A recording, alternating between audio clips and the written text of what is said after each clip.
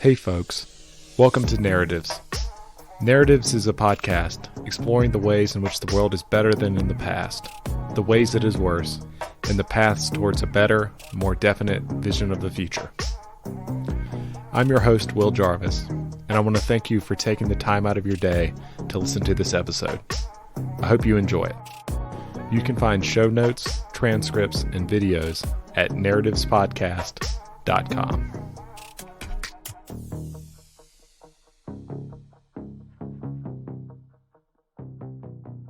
Well, Whimsi, how are you doing today?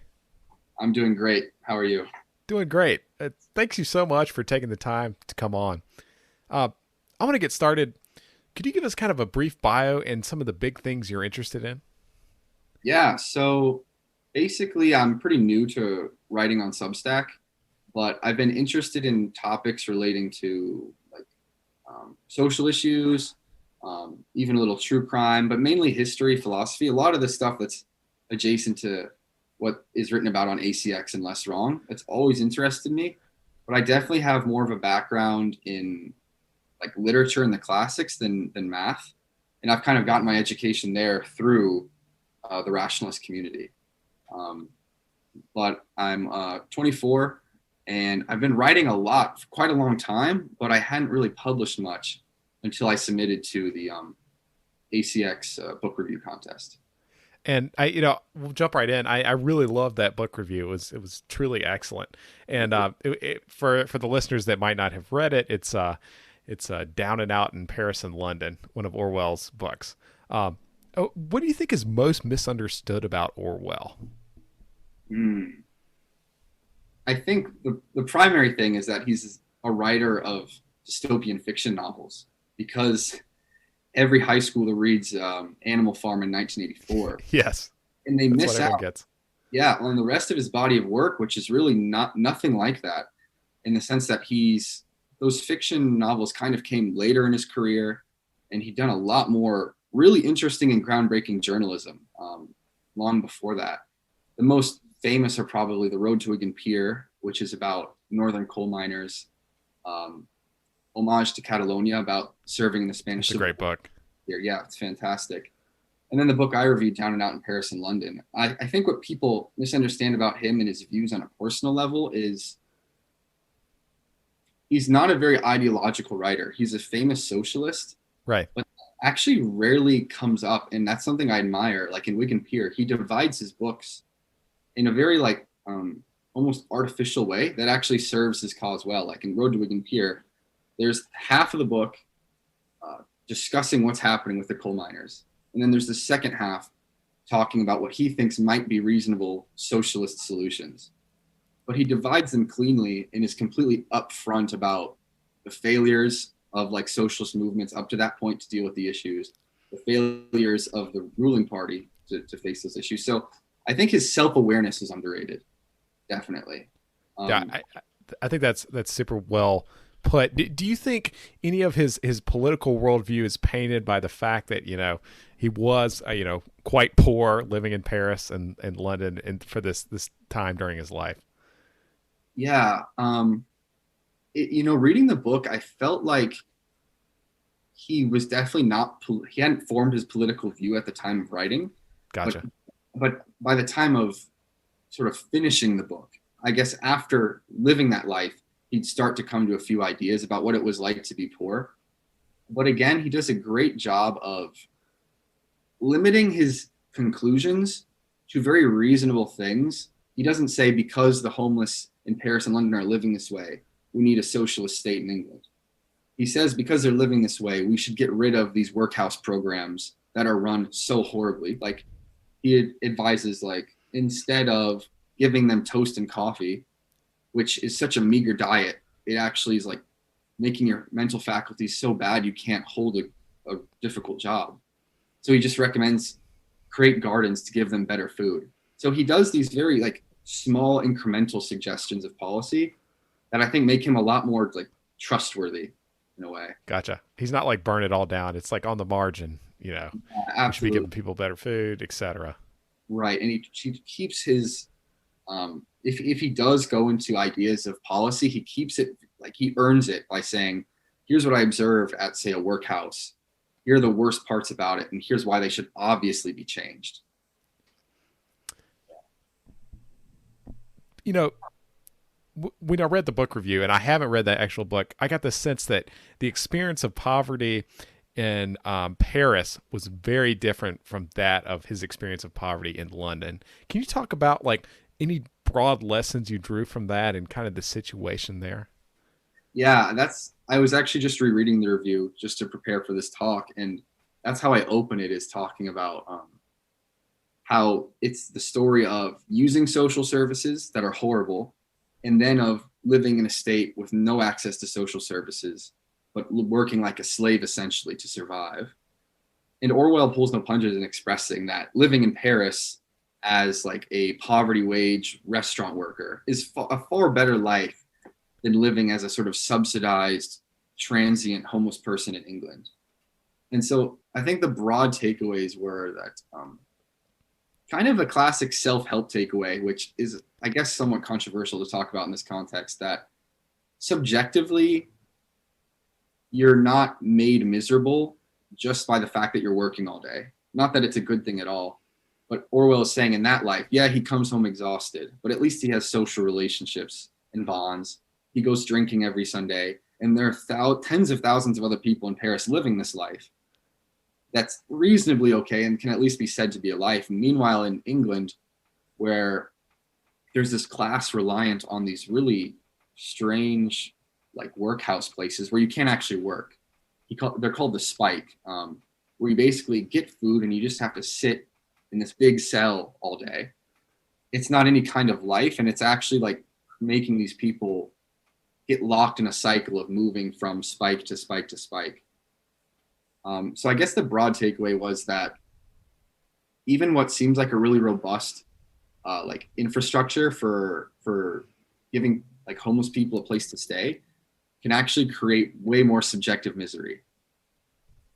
I think that was I think that was the best point you could pull out of that, and it's really it's almost counterintuitive, right? It's like you're trying to help people and you're giving them something, you're giving them it's a more robust safety net than existed in Paris, and yet people are somewhat worse off, which is it's almost a counterintuitive conclusion, but I think does make sense in the context of what you just talked about. Having these community bonds, you're not forced to move around all the time. It was very, very, very interesting. What were the situations that led Orwell to live in this manner? Yeah, okay. So that was kind of an interesting, hazy part of the book that I tried to like pick apart. Yeah. Because there was definitely this thought that I believe he was upper middle class, like Yeah. on the very edge of upper class, where his dad worked in India, which was an upper class thing, but pretty much the least respectable upper class thing one could do. And so he basically moved to Paris, and like with a small amount of money, and then he was robbed. So he was essentially trapped, but he kind of alludes to the idea that he wanted to try this anyway. Interesting. So he kind of says, well, I've had an idea of trying this. Now I'm just going to settle into this life for a while. Whereas in London, he's again kind of trapped, where he has a connection that can get him a job taking care of a mentally handicapped person. But the job is then delayed. And so they said, well, we actually can't get anything for you for 3 months. So you just need to stay in London and wait, essentially. So, and in that case, he does openly say, I could have gone back to my parents. I could have finagled my way back to them. But I do believe him when he says the humiliation of that made it worth it. The humiliation of going back to his parents at that age, plus his interest in these social issues, kind of added together to him kind of resigning himself to it for a while. Yeah, so I think those are the main factors that led to it.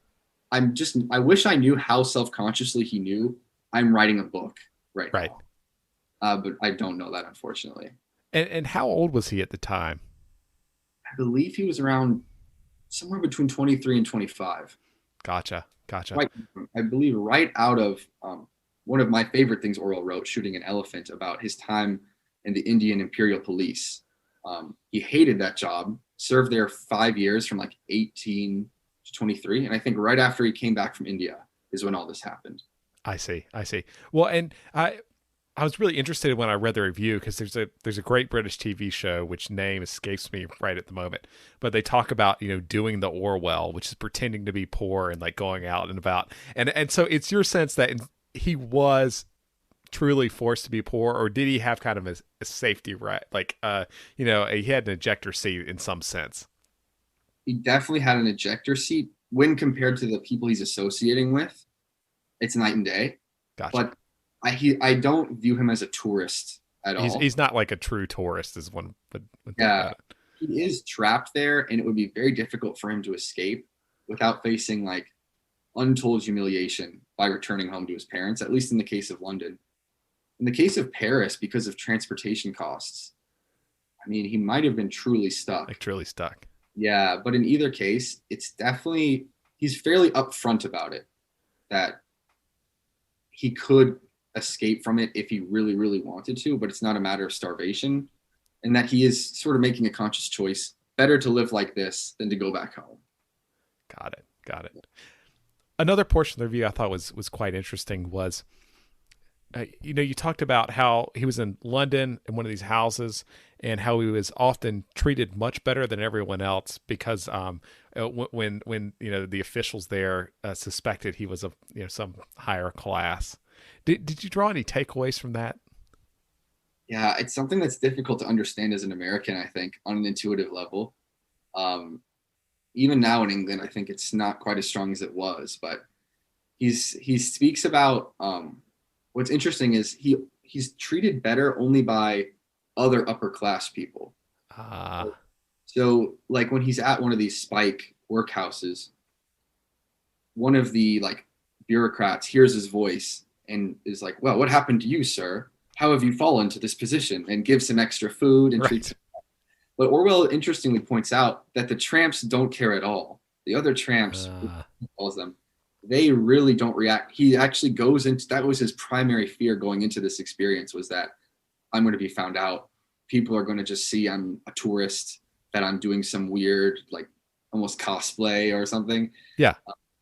And it's not the case at all. As soon as he has a dirty face and dirty clothes, he disappears into the mass. And the tramps don't care about his voice. People on the street don't care or even notice. It vanishes for everyone except, he says, like military men and a few chosen like upper middle class bureaucrats do favor him a little bit. I see. Which is interesting. You would think that the other tramps would treat him differently, but apparently not. They don't. It's quite interesting kind of sociological critique there and exploration. Could you talk about the skid houses a little bit? Because I think it might be useful to listeners just to understand what it was like living in the UK if you were quite poor in Orwell's time. Oh, the sort of flop houses where yes, like into a room. Yeah. Oh man, I think I remember citing might be my largest quotation in the review because of how horrible his description is. He's got like 3 70-year-old pensioners with hacking cough sleeping next to you. No one is bathing. There's like an old woman like banging the pots and pans in the kitchen, preparing breakfast at 3 a.m. It's basically, again, that's what's so interesting to me in this review is how the conditions build into you being unable to escape them, which is the cycle we imagine, but we get it in really concrete terms when he talks about how the food makes your mental faculties deteriorate. And the lack of sleep from living in a place like that makes you useless. He can't like get anything done, and he kind of just wanders the streets in this kind of haze, as we see homeless people do today in many cases. And not actually because of mental illness like we might imagine, but because of these material like deficiencies in their body and health and things like that.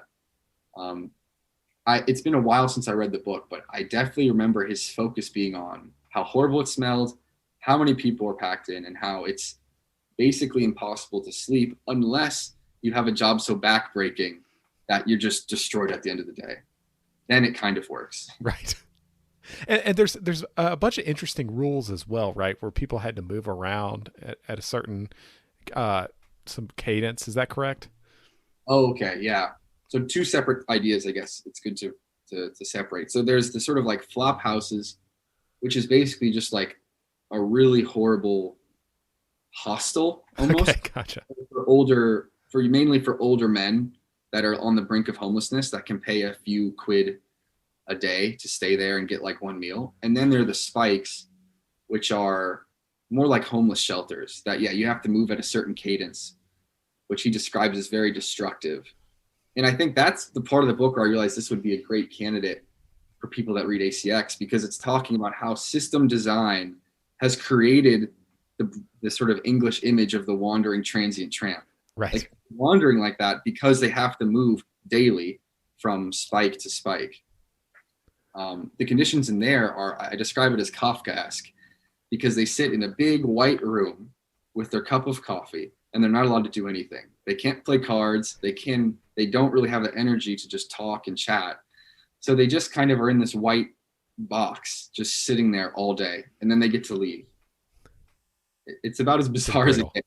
Yeah, it's like living just to live another day in this like clinical white box. It's very, very strange, and it's surreal to read. And I think I include a picture. I tried to find a picture, but these are actually kind of overshadowed by the history of the British workhouse. You know, like we think of Ebenezer Scrooge and Charles Dickens, Yeah. and workhouse where they're actually laboring. Where the spike, that was more 19th century, whereas the spike was like late 19th century, early 20th century, and it's much more of like a prison, a 24-hour prison where you get food. You don't do any work or anything like that, and it's not widely discussed. I'd never heard of it before. People in my family who love British television, they'd never heard of it. Yeah. I really enjoyed it. I didn't enjoy these people suffering, but enjoyed thinking about how, like you said, the incentives design created like this image of this wandering homeless person suffering from homelessness who, is kind of driven to move from place to place because of the way the system's designed, even though it's meant to help them. Yeah. It's a very classic Moloch case. It's fascinating also how it relates to like the day-to-day problems of the tramp. Like one thing he focuses on is shoes, and how because you're forced to walk so much, your shoes and socks wear out first. And so there's this great sequence where this seasoned homeless person shows him how you can use ink to fill in the holes on your shoes and socks, so you could go in for a job interview and it'll be just enough that they won't notice for the job interview. So you'll be able to get it. So they'll know you're poor, but not that poor. Right. So the way we are caught up in like our archetype of a poor person is really interesting. These societal expectations, and you contrast this with, and Orwell does, and in the review with Orwell working in this hotel in Paris. Can you talk about that a little bit? It seems like this crazily chaotic environment, but it does seem to be at some level like at least sustainable. Yeah. So that's when I first fell in love with the book, because that section has a weird cozy aspect to it. He's working. It's almost like something out of like a Miyazaki movie, like Spirited Away or something in my mind, where he walks in and there's like roaring fires. He's in like a sub basement over this grand hotel. It's almost like a dungeon underneath this grand hotel where they prepare this food in horrible conditions. Everyone's like chain smoking. It's filthy. They're pouring sweat all day, surviving off tea, and then sending up the fancy looking food up on a dumbwaiter. Emphasis on fancy looking. Yeah, there's a great sequence. And I talk about it a little bit about how it's, especially back then, they probably didn't have robust methods for even testing real cleanliness. So it's purely by visual appearance, which is even shakier because the people in the hotel are tourists, usually American tourists. They have no idea how French food is supposed to look. So he talks about like dropping a cooked chicken in sawdust, and they just brush it off and send it on up. Once it looks okay, it's deemed healthy enough or clean enough. But so his situation there was as a scullion, basically. He uses a different word for it that escapes me, but basically a scullion, where he's not a chef. He's like on the lowest rung of the totem pole. He like brings the chefs what they need, and it's this horrible game show-esque situation where he's trying to like time the toast with preparing the wine, with pulling the chicken out of the oven, with bringing the ice to the person making drinks. And we could relate it to flow state in that he talks about those hours as just a void. He's gone because it takes so much focus, and not at all the kind of intelligence Orwell's practiced throughout his life. Right. It's that really visceral, just almost athletic intelligence of like timing and spatial awareness, navigating this horrible space. I think visually, it's like the best described section of the book.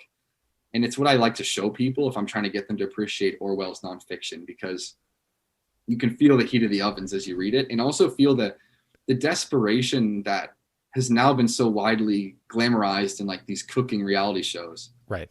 Like Hell's Kitchen. And it's the same. It's the exact same cooking culture that exists now in the 21st century. The chef is screaming at everyone, cursing. There's a lot of reliance on drugs to even exist in the space. So that, you can see I'm going on a little bit because that section of the book I just love. It might be my favorite. I thought it was quite powerful when I read it in the review. I want to move on a little bit and talk about Kafka. Is Kafka overrated or underrated? Okay, yeah. I have a post on Kafka, and I think he's underrated in that the best parts of him are almost what's least discussed. People talk a lot about the horror of Kafka. Yeah. And like how it's about navigating a bureaucracy and how like mind-numbingly soul-destroying that can be. Like literally soul-destroying, where you cease to be a human being because you're trapped in this system that has no human quality. But what they miss is his humor, his sort of strange OCD humor, and what I talk about in my review, his status obsession, a hilarious status obsession to what we see in like comedy. Like really? A lot of comedy is based on like people that think they're great and are like, arrogance is hilarious in a lot of comedy. And Kafka loves to get into that. He loves arrogant characters who put down others, and like lower status characters who like puff themselves up. Like he really likes to sit back and laugh at just this sort of adolescent status obsession that all of us are guilty of. And then he relates it to the bureaucracy. So I like that he brings sort of our minute status obsession with like how someone phrased something and how it kind of makes us feel like we're less.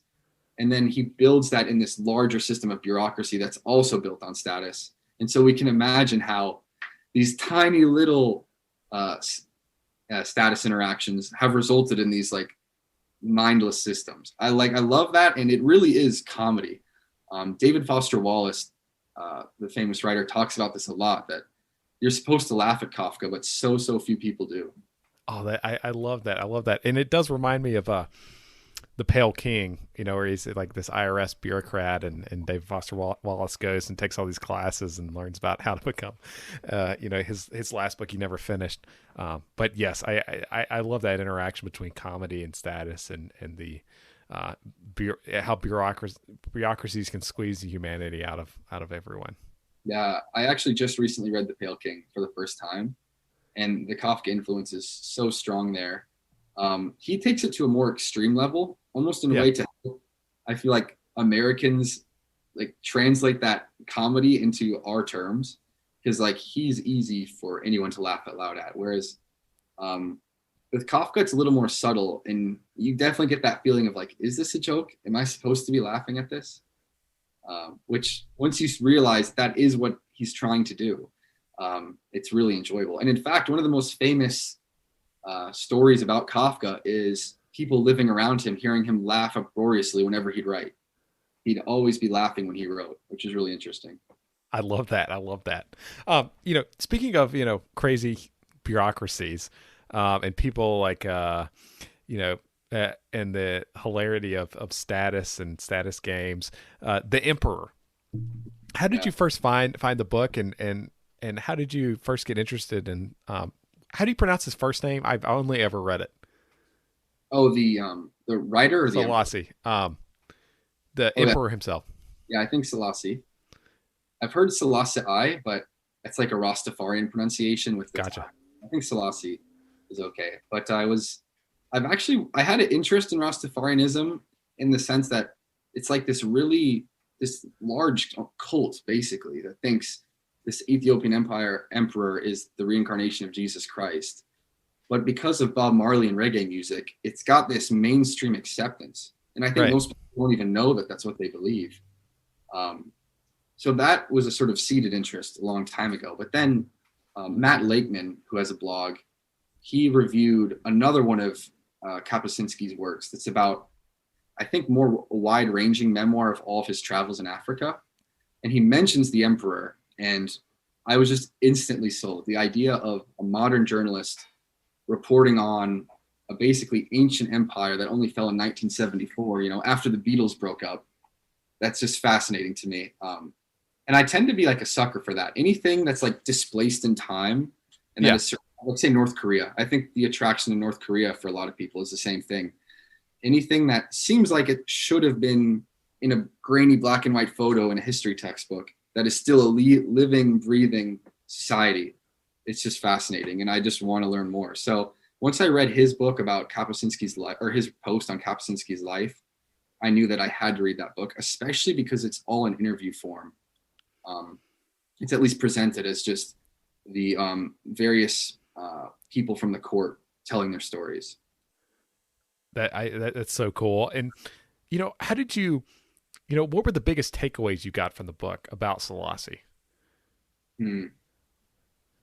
That's difficult because that book is a big can of worms. But I guess what fascinated me most was this.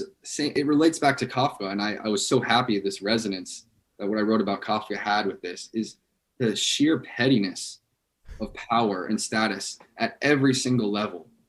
And it's a joke young adults like to make that like high school never ends. It's a cliche at this point.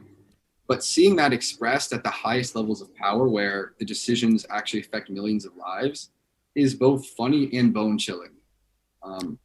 I think I open with the story of like the person whose job for years was to wipe the pee off people's shoes from Selassie's favorite dog, like who we'd let run free and would pee on dignitaries' shoes. And so someone's job was just to clean the pee off. So seeing human whim expressed at that level is really fascinating. And I think is why studying dictators is so interesting, is because when someone has that much power, their id and like their deep psychology is like actuated in the world because they can get away with anything. So you get to see like human failings actualized in the world, in decisions, in physical monuments, in policy. But as for the takeaway, I guess it was that for me, I related it actually to the sort of the Enlightenment and the founding fathers, thinking that movement was kind of a direct resistance against court life. Is that Enlightenment political thinkers realize that court life is the default mode of human organization, right?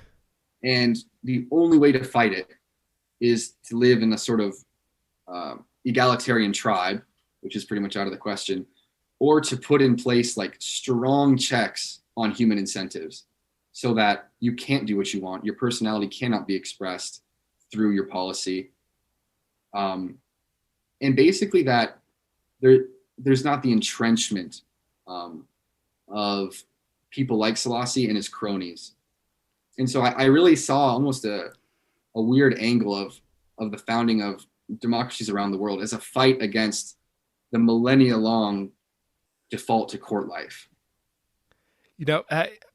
I get this feeling, and one of the parts I really liked about your review, I think, is a reminder. To me, I feel like the zeitgeist is very, and the political philosophy zeitgeist is very pro-monarchy at this point.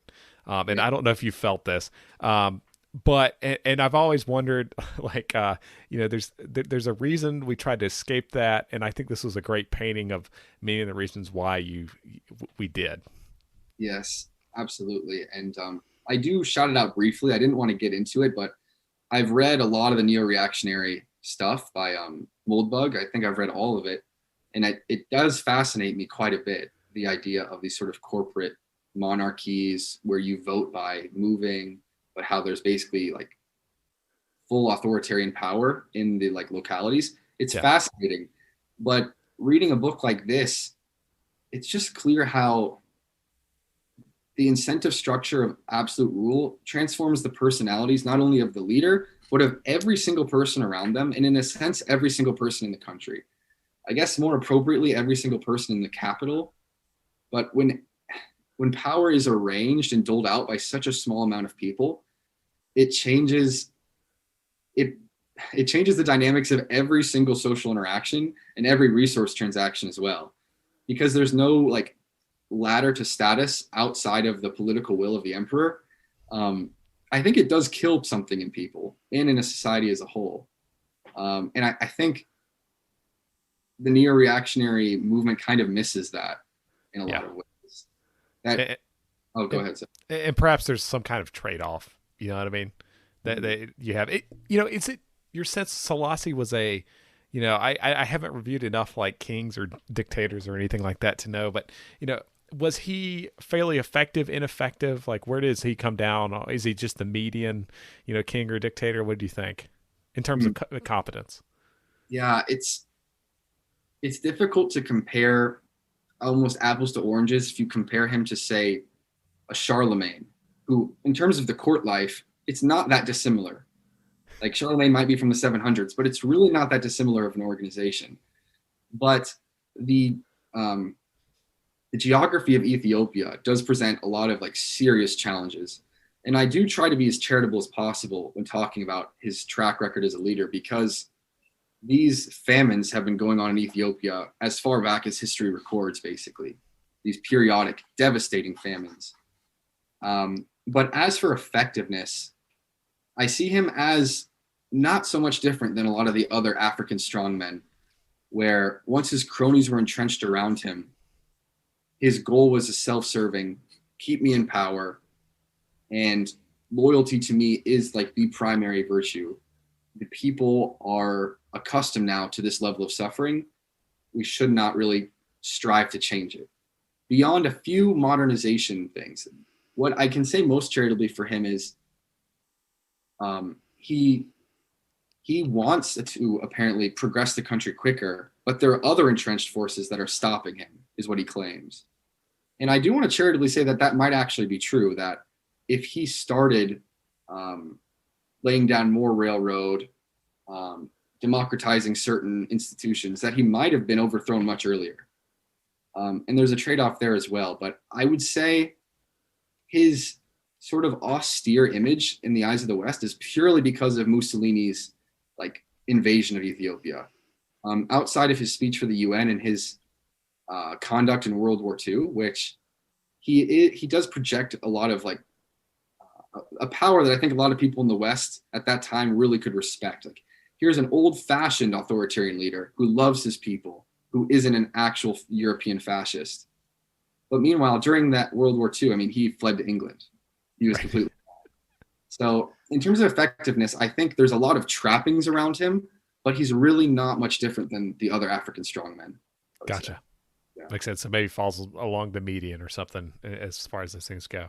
Right. And I think to make a confident assertion of his effectiveness, I would need to study Ethiopian geography a lot more, because it's hard to say how much of a problem it really is. Like, I would have to know rainfall and like how the agricultural system there works, you know, to be confident in that.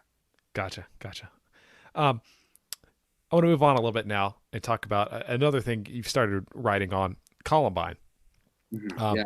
So the Columbine massacre, it seems like it was one of the first, at least to me, and perhaps it was because I was very young at the time and it was the first one I encountered, but it seems like the first, time there was a large mass shooting, and there's been many kind of copycats and like, past that. And perhaps it was just like the first one that was really televised and everyone saw. But how did you get interested in it in the first place? Yeah, so I've had a passing interest in it for a while, just because it's one of those tragedies similar to like the Las Vegas massacre, where I felt like it was kind of publicized and then abandoned before any important questions were answered as to motive, as to the underlying root causes of what had happened. And so it was kind of like a nagging thing as long as I could remember, wondering like, why did that happen? Because I had enough information. I knew that the kids were not mentally ill in terms of disassociated from reality. They had good parents. They lived in like upper middle class community. So why would this occur? It's a really strange question. I think a really interesting one. And then when I was actually looking for books to review, I saw this really popular Columbine book that was a New York Times bestseller and is authoritative and sort of rewritten the narrative in an interesting way. It asserts that bullying played basically no role and that the two killers were not bullied whatsoever. They were popular, even with girls. Yeah, it makes a really strong assertion. And it's kind of rewritten the narrative.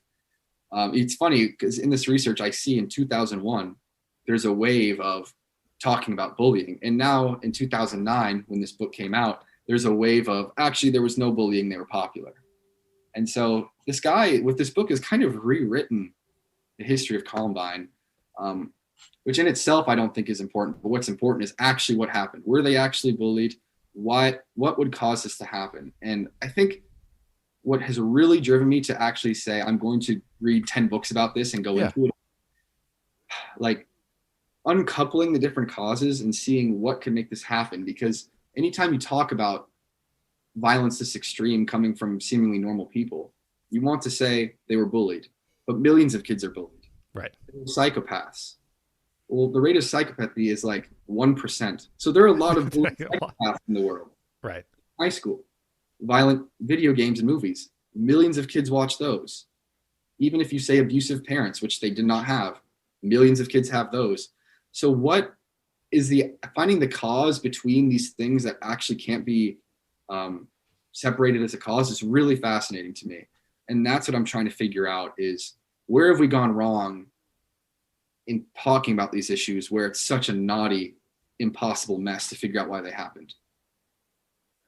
Man, well, what's your sense on that? You know, if you had to peg it, and like why is often over determined, but it does seem like almost like a unique phenomenon in the U.S. And it may just be access to weapons is more readily available, but it does seem like it seems to happen a lot in general. And there's other places that have access to weapons and too. We can think of like Sweden or Germany, etc. Yeah, and these things have begun to happen at a quicker clip all over the world. There have been just recently one in Russia, Germany. And I think you can kind of group, even if it doesn't happen with a gun, if the person's intentions are roughly the same, I would consider it basically the same phenomenon because a lot of people can still die. But as to why, the sort of idea I'm getting at in the article is that I think we have underrated the power of ideology. And I think it's an issue in how we infantilize teenagers in the West. Oh, really? If the two killers had been like 22 years old, it would have been talked about in a much different way. And another thing that really got me thinking was actually this documentary called Path of Blood, where they recovered the home videos of Al-Qaeda from certain terrorist cells in Saudi Arabia. And so these are young kids, like 17 to 22. Yeah. And they speak and act exactly like the Columbine killers did. And yet we don't hesitate to label them terrorists motivated by an ideology. And so what I'm trying to get at is that beyond psychopathy and violent video games and all of that, I think we underestimate the power of an ideology to take a disturbed person and have them actualize whatever the rage might be from bullying into violent action. Because it's, I think, to me, a very similar scenario. You take, say, teenagers in the Middle East who have also been humiliated in various ways in their lives. They may have some underlying mental illness. And importantly, they perceive the West as a corrupt world order that's trying to sort of take over their world. In much the same way, the Columbine killers saw the world itself as like corrupt and irredeemable. So I'm trying to almost take a devil's advocate approach and thinking about them a bit more like domestic terrorists and going through their journals and seeing that they actually did have philosophical ideas that they took very, very seriously. And I see that taking a few dangerous ideas very, very seriously is enough to take someone from disturbed teenager to terrorist or school shooter. So So that's ideas really do matter. yeah. And I think what I'm trying to point out most of all is that we know this when it's a teenager in another country, in an impoverished country, maybe. But when it's a teenager in Colorado, we think they must be bullied, they must have bad parents, it must be mental illness. They can't possibly have any kind of structured ideology or belief system that would make them do this, when in fact, there's a lot of evidence that they did. One of the killers talks about loving Thomas Hobbes, Friedrich Nietzsche. Really? They talk about a very in loving Stalin and Hitler because of just their ability to exterminate humans, basically. So Jesus. yeah, I know it's very dark, unfortunately. Yeah, it's tough. It's exhausting to read about, but I think it's a kind of stone that's been left unturned. That America, we sort of see people before the age of 18 as incapable of being shaped by ideas on the level of becoming violent terrorists, so long as they're in the Western world. So that's kind of what I'm trying to get at. That's still a work in progress, but I hope to have that post out in the next couple weeks. I like it. I like it. I like it. Uh, well, Whimsy, I guess more generally, as we wrap up here, what led you to writing? This just been something that's been a thing in your life, since you were a kid, or has it been something recent where you found like, man, I'm pretty good at this. You are quite good at it, and you want to kind of pursue it a little bit more. Writing has been a thing for me for a long time. I definitely come from a family of readers. I participated even in like competitive writing and reading stuff in elementary school. It started to, I really first wanted to be a fiction writer, and I still spend a lot of my time doing that.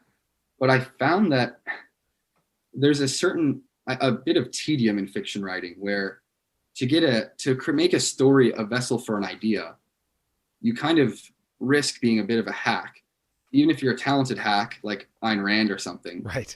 whose books I have enjoyed. The idea that it's a very inefficient delivery system. I think if you want to write a great story, you should write a great story. But if you have a philosophy or an idea that should be translated to the world, I really do deeply believe, and I think Scott's writing at ACX has shaped this belief that 2 to 10,000 word blog posts are the best way to communicate to people. I think the essay is the most efficient, and it's a cliche at this point that most nonfiction books Could be an essay or blog post, a 5 or 10K word essay.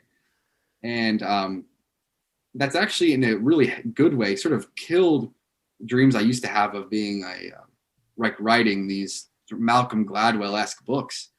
Because when I'd sit down to write them, I'd feel like this is too long. It doesn't need to be this, but it needs to be this for New York to publish it.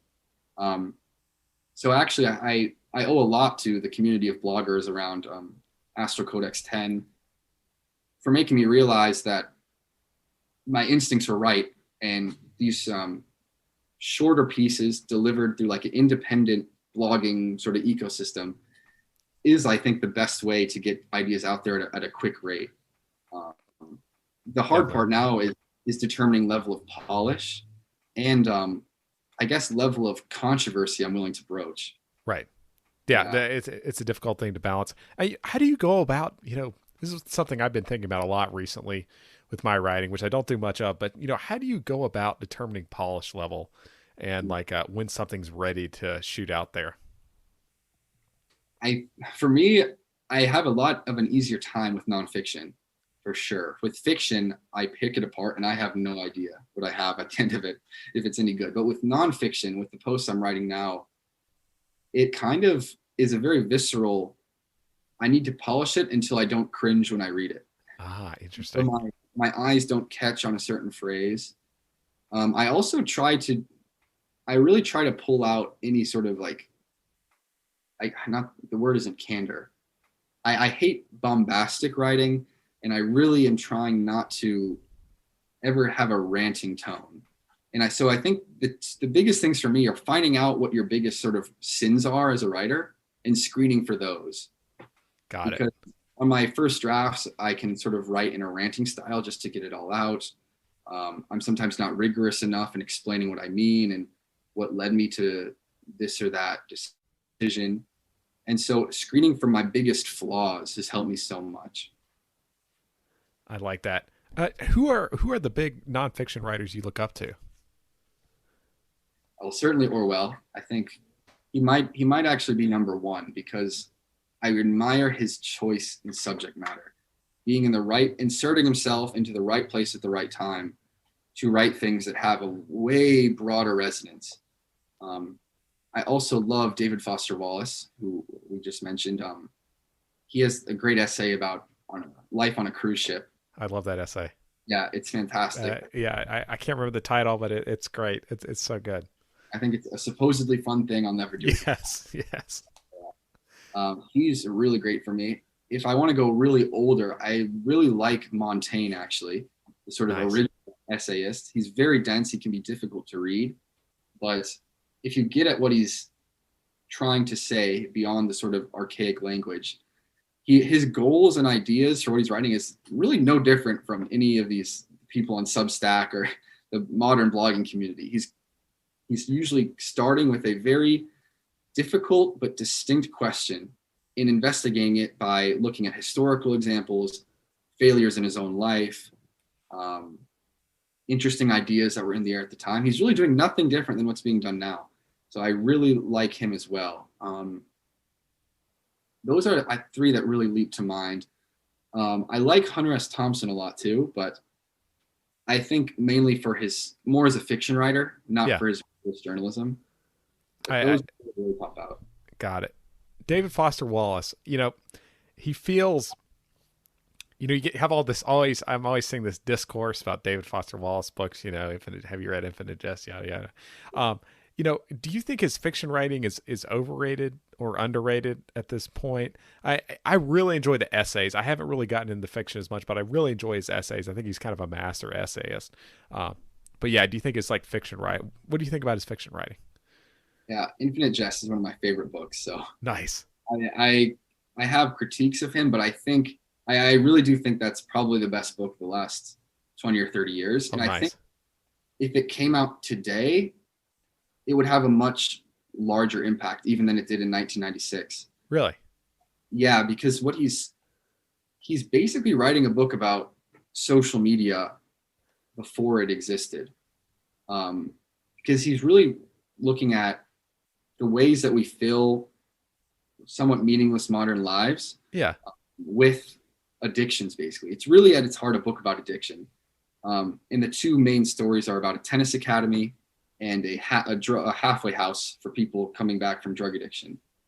And I think that what he is getting at with those two stories is really, really important. And I sometimes wish the book didn't have this massive size and the footnote and all these sort of bells and whistles that distract from what the book is actually about and how important it is for right now. Also, on top of all that, he's extremely funny, and He is very funny. It's very yeah, funny. he also, a funny thing about him is that he self-consciously kind of panders, I think, to the American reading public in a strange way. He writes the book, and like most of his books, in this episodic, highly entertaining style. We're kind of leaping from, I almost want to say, Seinfeld-esque, like shenanigans of these characters, and they can be deeply, deeply serious. Yeah. But the conversations always have almost like TV comedy level, line by line entertainment value. And so I feel like he, at some point, had a dark night of the soul and realized, I need to make my writing so entertaining that any American would pick it up and accept that it's 1,600 pages, accept that it's about addiction and hedonism, and not be able to put it down because of the pace at which it's written and the sort of wackiness, a very American wackiness injected into a lot of the characters. What was the key message you took away? Is that we should be careful about addictions? Is it that, like this new virtualized world is dangerous and it washes away our human connections? What was the big takeaway for you? So I don't want to take credit for this because I think he might have said it himself in an interview. But I will say it's a book where I actually don't think it's an overreach to say it's about the sort of Nietzschean death of God, because it's really a book about worship. And I think he said this himself, is that every human being is wired to worship in one way or another. And you are going to find something to worship. So you need to find, it sounds kind of Jordan Peterson-ish, actually, putting it this way. You need to select something to worship that is actually going to help you construct a workable life. Otherwise, you will worship something like a drug, which becomes an addiction that will actually rewire your brain chemistry and kind of ruin you for the rest of life. And that, like, it'll ruin you for the normal spectrum of like pleasurable experiences. So I think looking at sort of both a cultural hollowness sort of unique to America, where people are strangely untethered. They live in suburbs that are fairly anonymous. They go to church at a lower and lower rate. They don't have such strong identifying features or cultural mores. And so there's this vast emptiness that's being filled with entertainment and drugs. And so I think if I could bubble it or simmer it down to one small message, it would be, you have to be careful with what you worship and how you form your identity around that. Definitely. And it seems like, I like his work a lot because, the man himself is very, he's very troubled, but, he's trying to tell you, like, here are the problems and this is how you deal with them, which is it's a noble thing to try and do, but very difficult at the same time.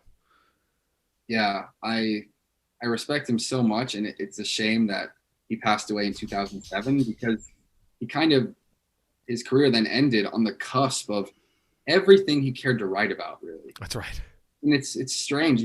I was actually reading a short story by him this morning, and I feel like he's trying to write about the sort of plugged in social media experience and the kind of weird cyborg relationship we now have with our phones, where like our social network and like it's like a part of our brain is wired to a relationship with the phone. Yeah.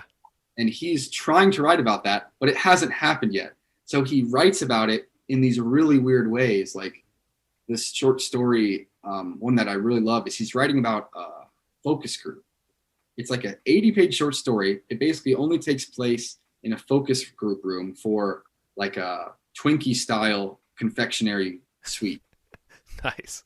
And it's all about the people's reaction to it and the way they pick apart the sort of marketing messaging of the suite. Like he's trying to get at the sort of cynical relationship we have now with marketing and social media, but he has to invent the sort of structures himself in his stories. It's really interesting to read, I think.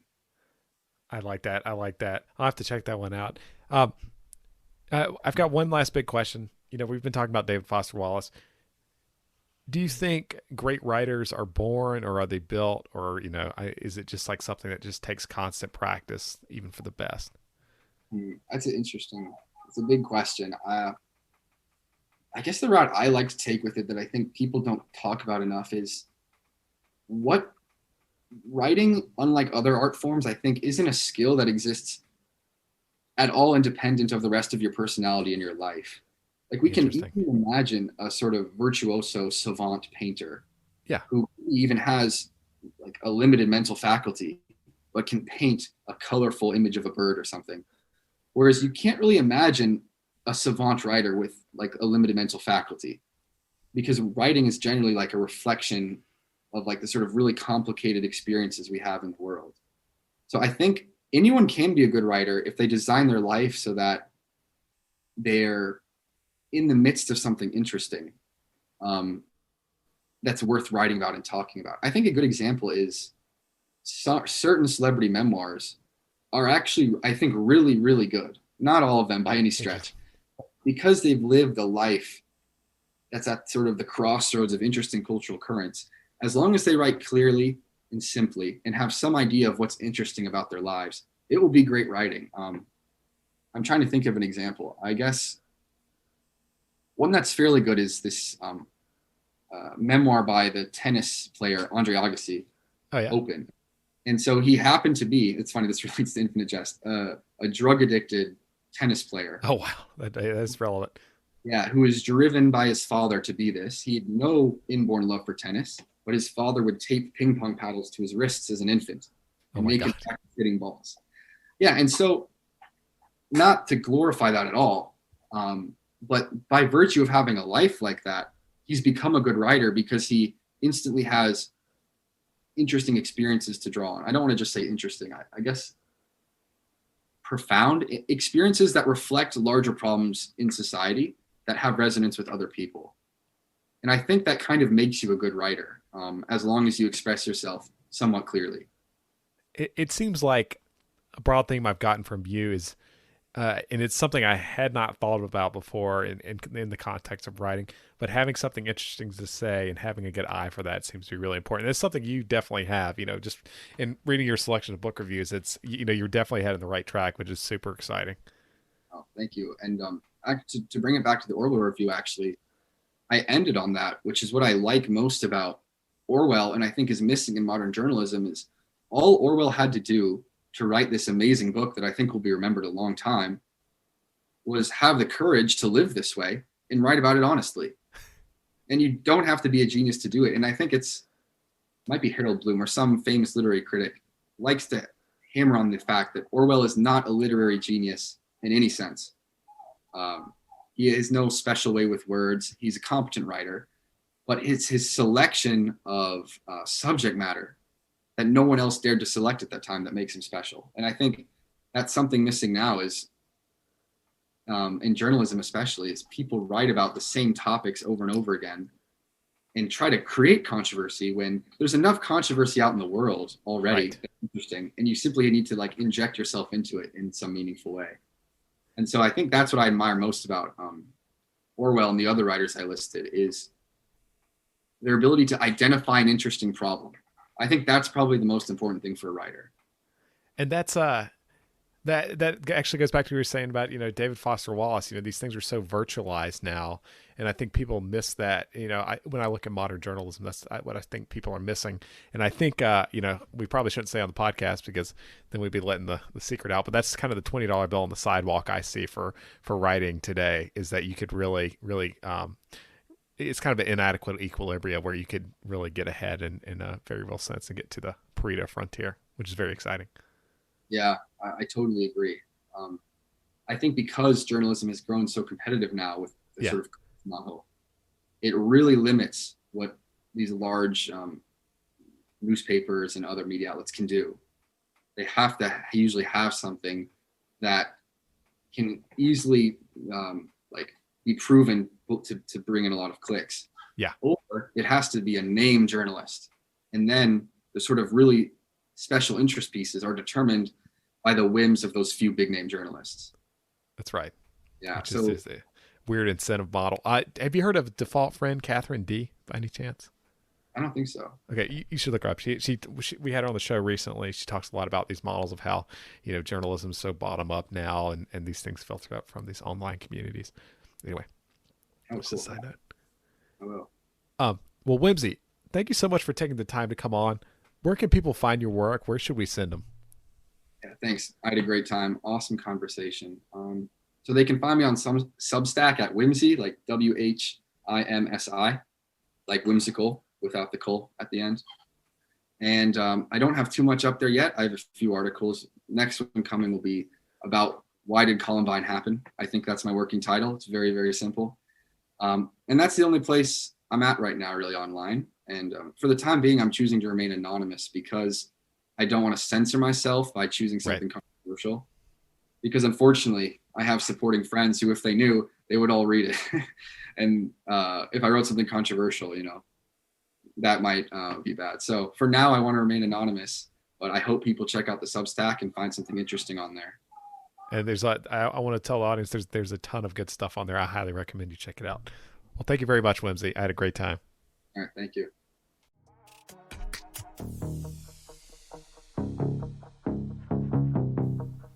Thanks for listening. We'll be back next week with a new episode of Narratives.